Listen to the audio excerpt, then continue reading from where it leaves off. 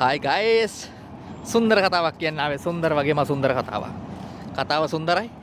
වැඩේ අසුන්දරයි. අසික්කිතයි.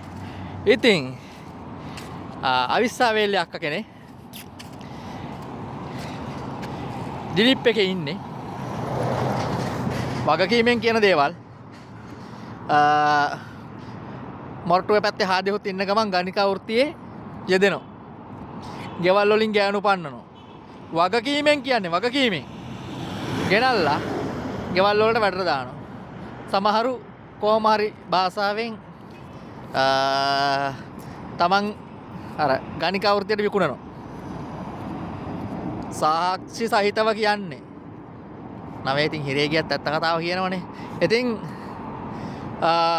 ගෙවල් වල වැඩට දානවා. එයාගේ වැඩේට අකමැතිනොත් සල්ලි දෙන්නේ නැහැ.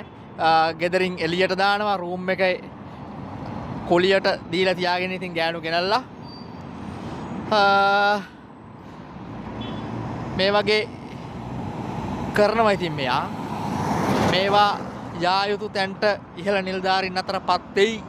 මේ වීඩියෝ එක සාක්ෂි සහිතව කියන්නේ. ඉතින් අපේම රටේ ගෑණියක් සක්කිලි වැඩ කරන විදිය තමයි මේ. ගෑනු ගෙවල් වලින් පන්නලා ගෙනලා වැඩට දානවා. දාලා සල්ලි නොදී කාමරුත් එළියට දාන වෙලාවල් තියෙනවා. ඉතින් මේවා කියන්න ඕනේ. සාක්ෂි සහිතව කියන්නේ. එක දුවෙකුත් පුතාලා දෙන්නෙකුත් ඉන්නවා. අවිස්සාවේ. ඕන්න කතන්දර. එහෙනම් ජය වේවා.